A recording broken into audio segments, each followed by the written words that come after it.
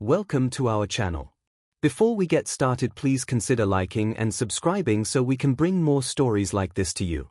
I moved into my new home in a 55-plus community nearly 6 months ago, right after I retired. I've never lived in a neighborhood with a formal HOA before, so I was a bit apprehensive about the rules. Still, the manicured lawns, the clean sidewalks, and the quiet streets felt appealing, like a peaceful place to settle down. I quickly learned there was nothing peaceful about living under our particular HOA board, run by a woman named Linda. Picture a tall, sharp-tongued woman in her late 50s, with a perpetual scowl. Residents sometimes joked that she could spot a blade of grass out of alignment from half a block away. But what really cemented Linda's reputation as our local Karen wasn't her attention to detail, it was her relentless pursuit of power and control. Soon after moving in, I started meeting my neighbors. It's mostly retirees, some living alone, some with spouses, and a few with adult children who visit often. That's how I met Henry, a soft-spoken veteran in his early 70s. Despite being quite tall, he must have been over 6 feet at some point. He moved with a slight stoop, the result of an old back injury from his service days. He wore small hearing aids in both ears, and although they helped, he explained that his hearing loss was severe enough that he still missed doorbells, alarms, and other higher-pitched sounds.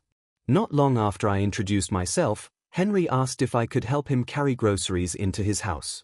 As we approached his front door, I couldn't help but notice a small, mounted device that looked like a strobe light.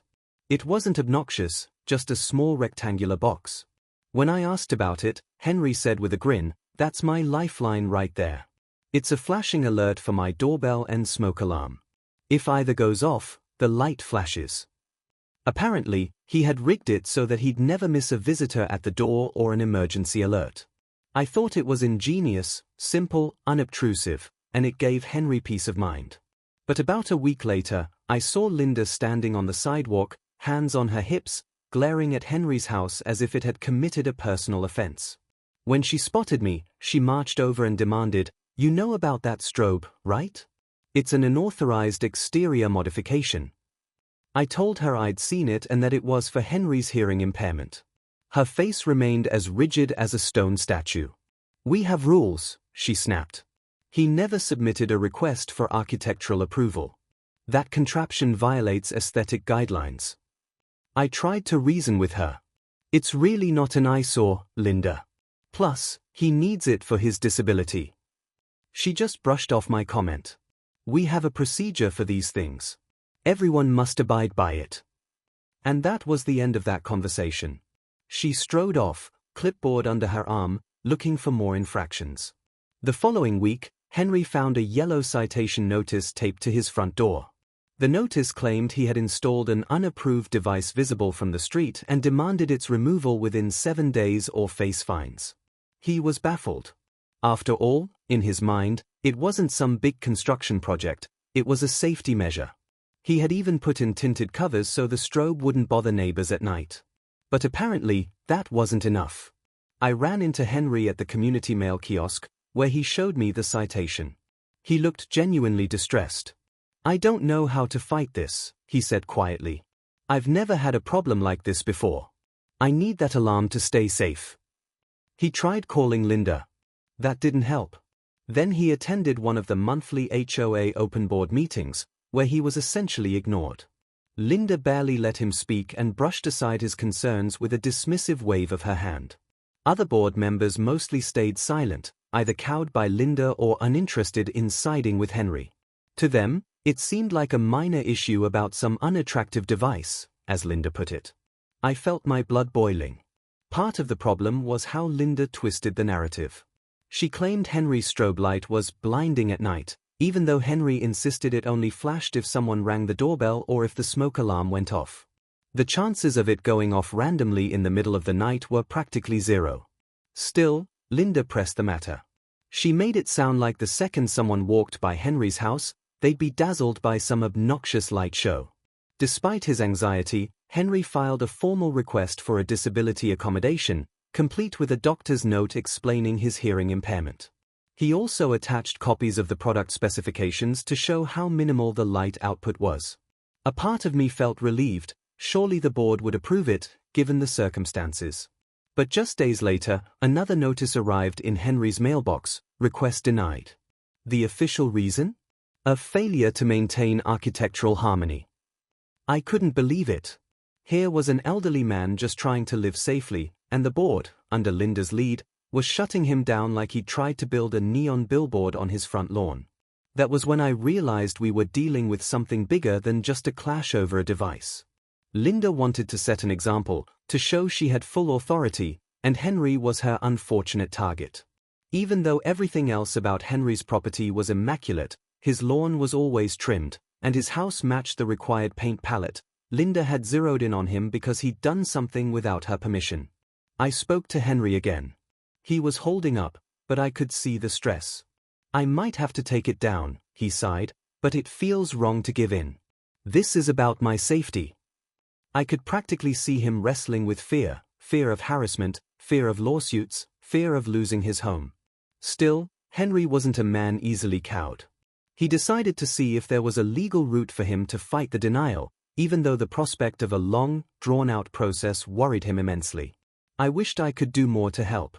I told him I'd support him in any way possible, even if that meant speaking out at HOA meetings or telling other neighbors about his situation. As I walked back to my home that evening, I couldn't shake an uneasy feeling. Something told me Linda wasn't done yet.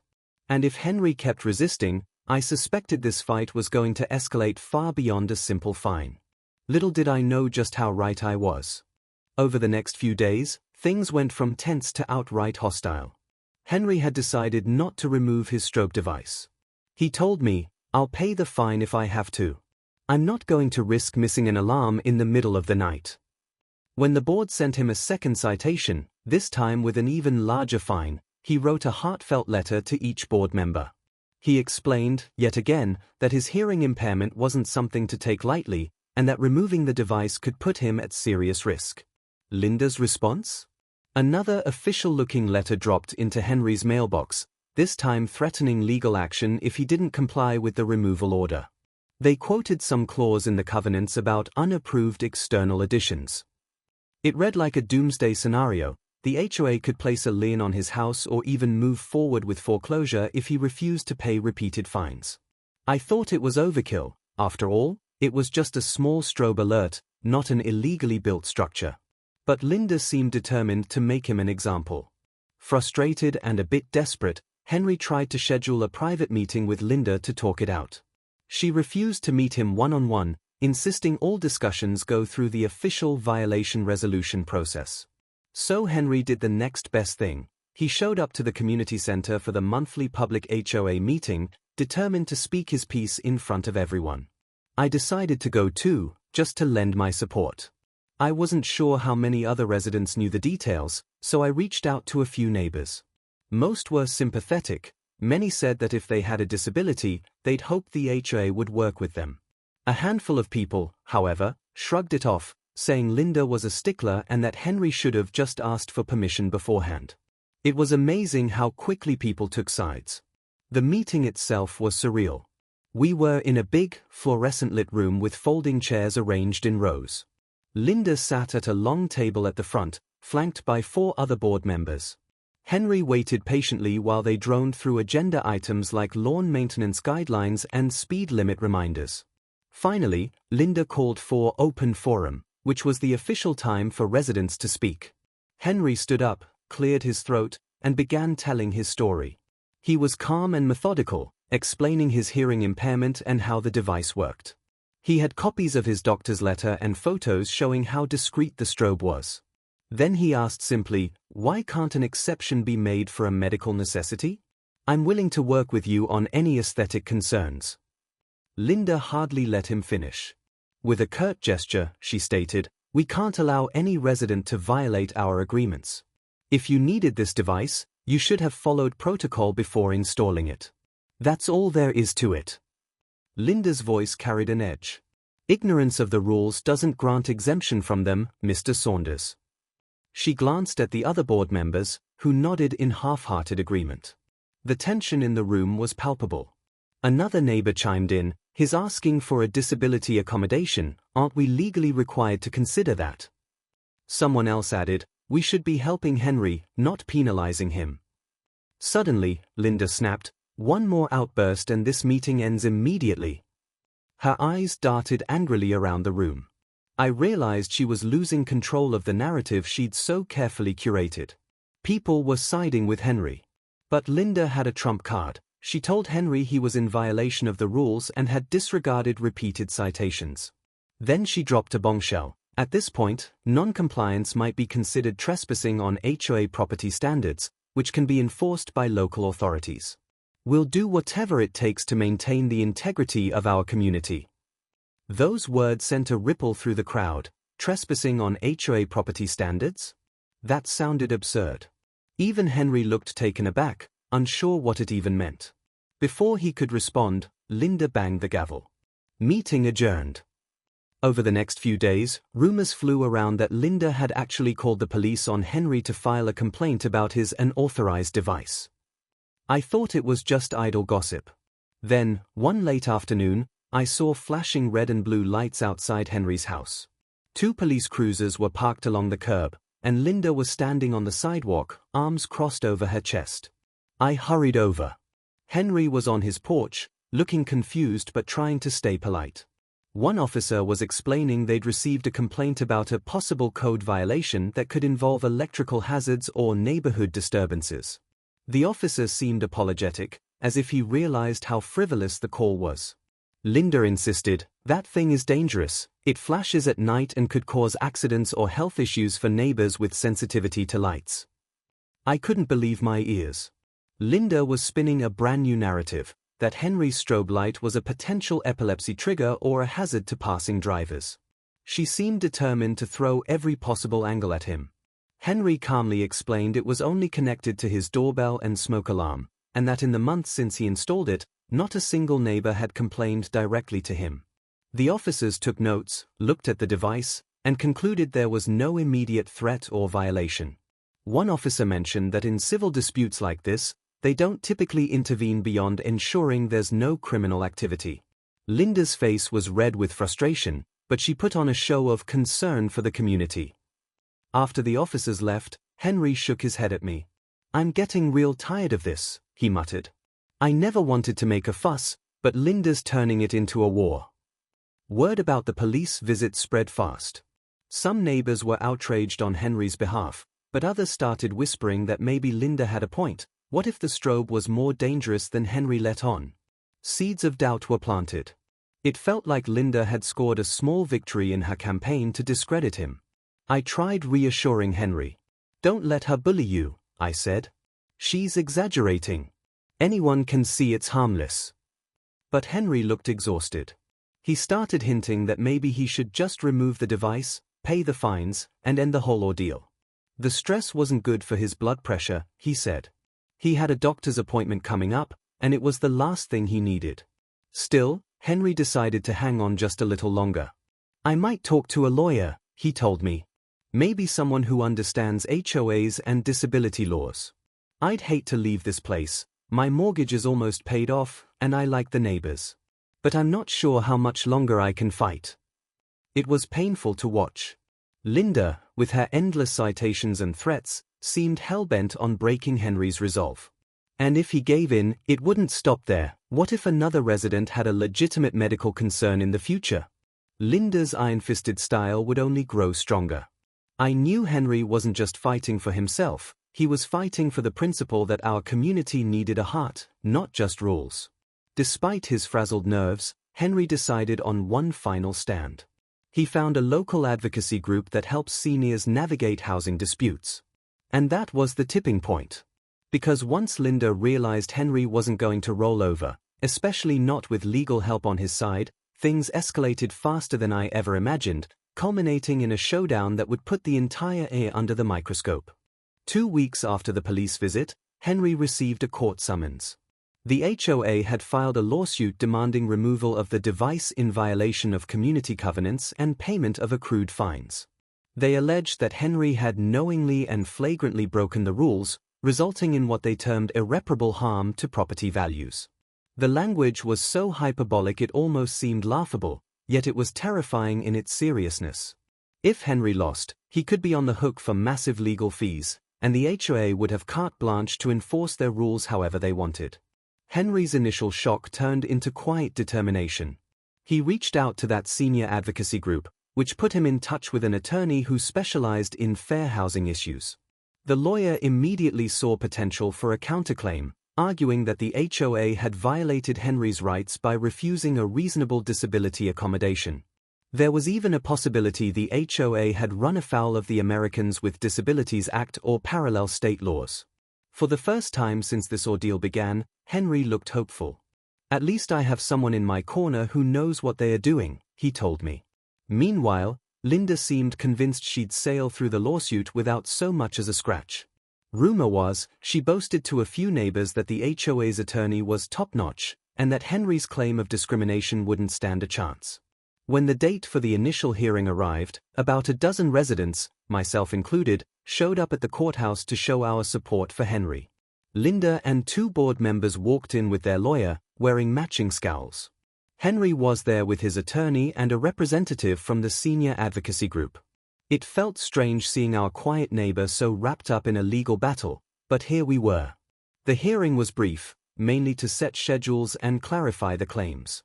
Henry's attorney argued that the HOA had refused to accommodate a well-documented disability without any legitimate reason. He also noted that Henry's attempts at resolution, submitting medical documentation, asking for a variance, were all summarily denied. Linda's lawyer doubled down, painting Henry as someone who deliberately broke the rules and ignored the formal process. The judge didn't look convinced that a small flashing device warranted the dramatic language the HOA was using. I caught Linda shooting daggers at the judge, as if she sensed the tide might not be in her favor. A few weeks later came the next big step, a settlement conference. This was supposed to be a chance to negotiate, but Henry's attorney told us afterward that Linda had refused any compromise. She demanded full removal of the device, full payment of fines, and Henry's formal admission that he violated the rules. Henry wouldn't budge. After months of stress, he was ready to see this through to trial if necessary. "I've come this far," he said. "I'm not giving up my home or my dignity over a strobe light that helps me here." In a twist that I'll never forget, just days before the trial was set to begin, Linda was involved in her own minor legal scrape. Apparently, she had verbally harassed a different neighbor, an elderly woman who was planting some new shrubs. That neighbor filed a harassment complaint with local authorities. It got overshadowed by Henry's case in the community gossip circuit, but it certainly didn't do Linda any favors in terms of public perception. Suddenly, several more residents stepped forward, sharing stories of how Linda had threatened or bullied them over trivial matters. It was like the community had collectively decided enough was enough. By the time Henry's court date arrived, the atmosphere had shifted dramatically. The HOA board was in damage control mode. Linda's iron grip seemed to be slipping. When we got to the courthouse, a mediator approached Henry's attorney with a last-ditch settlement offer.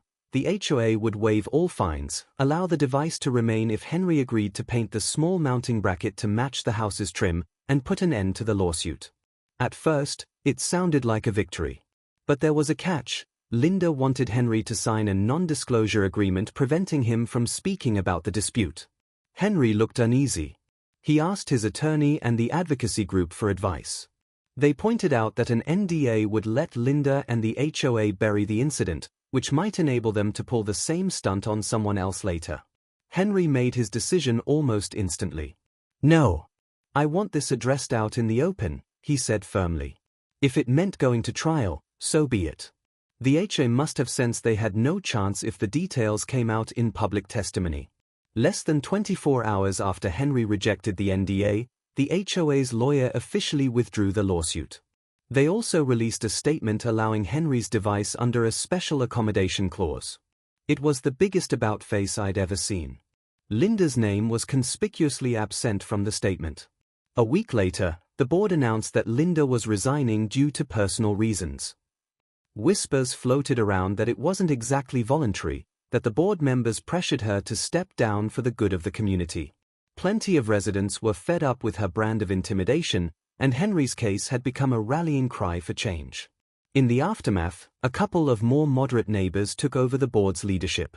They promised to review and revise the HOA guidelines to ensure compliance with disability laws and basic human decency. Henry, for his part, was relieved the ordeal was over. He no longer had to worry about losing his home, racking up fines, or being dragged through court. It took him a while to let his guard down. Months of hostility don't just vanish overnight, but he told me that he finally felt he could breathe again. Standing on his porch one early morning, I noticed the faint glimmer of that little strobe device. It remained right where it belonged, ready to flash for the doorbell or an emergency alarm. Henry caught my eye and smiled, his posture a little straighter than before. It wasn't just about the device, it was about the principle that we could live in a community that respects each other's needs, not just a rulebook. In the end, Linda's attempt at making an example out of Henry backfired in the best possible way. The community realized the HOA should serve its residents, not terrorize them. Henry kept his home, his safety, and his dignity. And as far as I'm concerned, the next time someone calls Henry a troublemaker, I'll be the first to say that sometimes, a little trouble is exactly what an unjust system needs.